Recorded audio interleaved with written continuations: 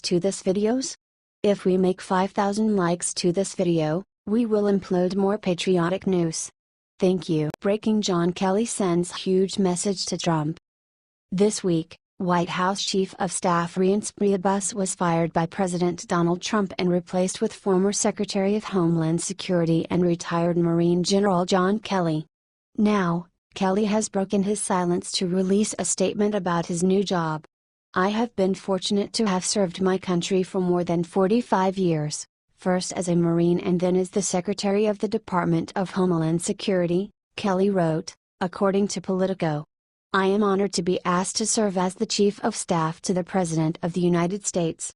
To the tremendous men and women of DHS, I thank you for the opportunity to serve as your Secretary," he continued. "When I left the Marines, I never thought I would find as committed, as professional, as patriotic a group of individuals. I was wrong. You accomplish great things every day defending our nation, and I know your exceptional work will continue." This came after Trump praised Kelly on Friday for his tremendous service to the Department of Homeland Security. "He has been a true star of my administration," Trump said of Kelly on Twitter. Priebus had long been accused of being one of the leaks that have plagued President Trump's White House. Just before Priebus was fired, White House Communications Director Anthony Scarah accused him of being responsible for the illegal leak of his financial disclosure form. What do you think about this? Let us know your thoughts in the comments.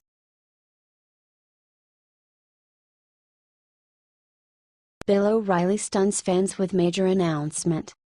This week, White House Chief of Staff Reince Priebus was fired by President Donald Trump and replaced with former Secretary of Homeland Security and retired Marine General John Kelly. Now, Kelly has broken his silence to release a statement about his new job. "I have been fortunate to have served my country for more than 45 years, first as a Marine and then as the Secretary of the Department of Homeland Security," Kelly wrote, according to Politico. "I am honored to be asked to serve as the Chief of Staff to the President of the United States. To the tremendous men and women of DHS, I thank you for the opportunity to serve as your Secretary," he continued. "When I left the Marines, I never thought I would find as committed, as professional, as patriotic a group of individuals. I was wrong. You accomplish great things every day defending our nation, and I know your exceptional work will continue." This came after Trump praised Kelly on Friday for his tremendous service to the Department of Homeland Security. "He has been a true star of my administration," Trump said of Kelly on Twitter. Priebus had long been accused of being one of the leaks that have plagued President Trump's White House. Just before Priebus was fired, White House Communications Director Anthony Scarah accused him of being responsible for the illegal leak of his financial disclosure form. What do you think about this? Let us know your thoughts in the comments section.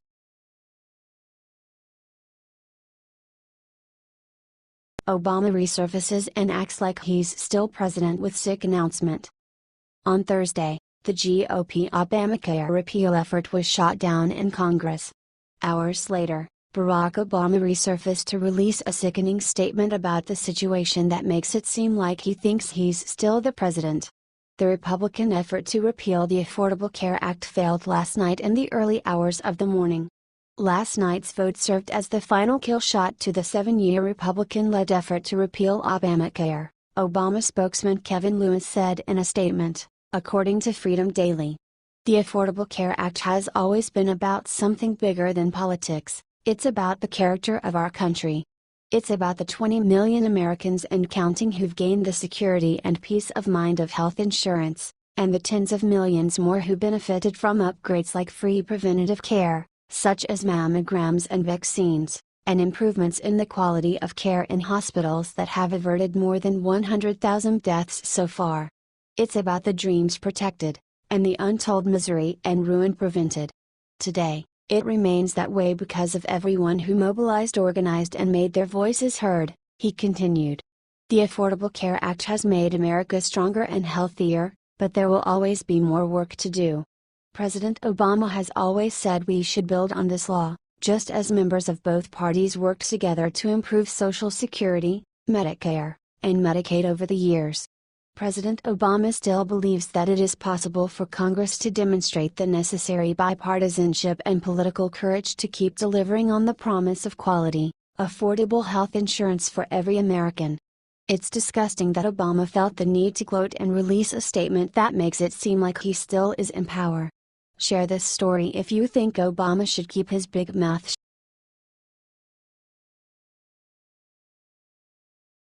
Obama running war room 2 miles from White House, trying to destroy Trump. Barack Obama shocked everyone when he left the White House and moved just 2 miles away. Though he claimed he was staying in Washington, D.C. just so his daughter Sasha could finish high school there, it has now become clear that he was doing this for a very different reason.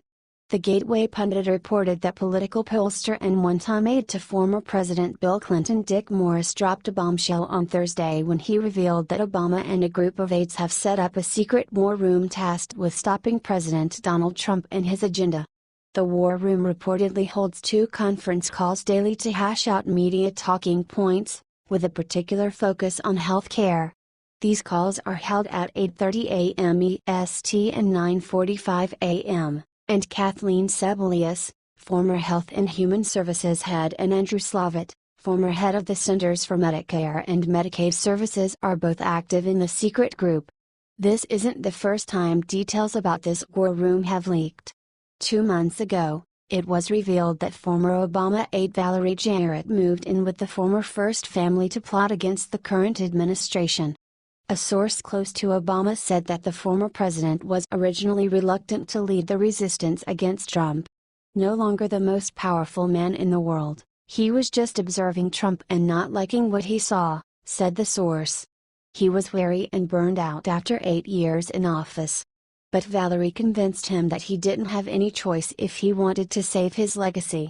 And, as usual, he bowed to Valerie's political wisdom and advice. What do you think about this? Let us know your thoughts in the comments.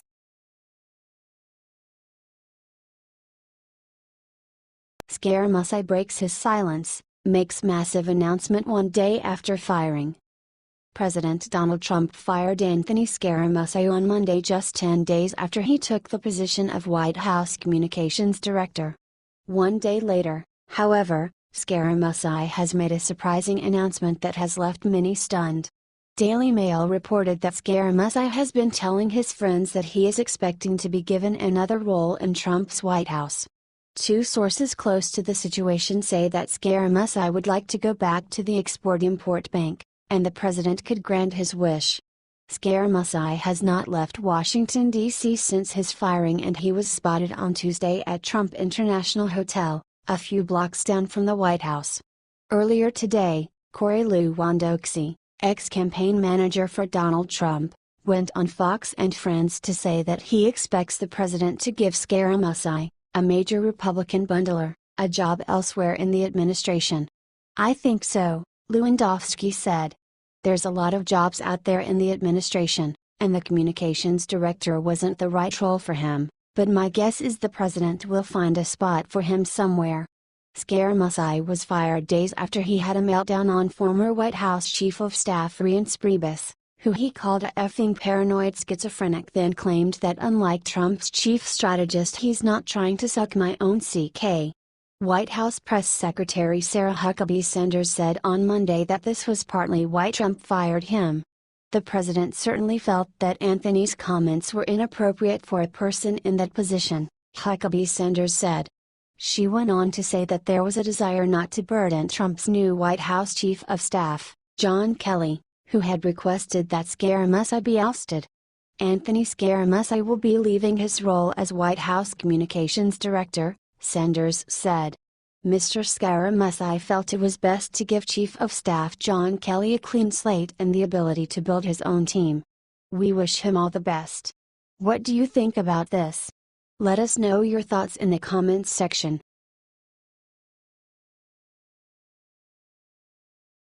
Trump gives bad news to Congress after Obamacare vote. Congress has been unable to follow through on any of their promises to the American people, most notably their promise to repeal and replace Obamacare. Last week, the Senate voted down a measure that would have repealed the disastrous healthcare bill. President Trump, like the American people, has become fed up with Congress. That's why he issued them a major warning. He announced on Twitter a more proactive tactic to get Congress to repeal and replace Obamacare. And this new route will be decidedly less carrot and a whole lot more stick. Alan West pointed out that although Congress' love of pork is well documented, it is Trump's threat to end insurance company bailouts that will not go unnoticed. National Review reported, the Obama administration set in train an unholy trinity of bailouts that could pay health insurance companies $170.8 billion in the coming decade. These bailouts are intended to compensate insurers for the massive losses they incur under Obamacare. Covering people with pre-existing conditions, for example, is, as one might imagine, not the most profitable business strategy an insurer could take. But even with help from the government, many insurers are struggling with massive losses and respond by pulling out of the Obamacare exchanges altogether. If Trump ends bailouts altogether, not many insurers could survive. So it'll be interesting to see what Trump's threat to end insurance company bailouts will have, particularly with members of Congress. Are you fed up with Congress for failing to get anything done? Sound off in the comments section.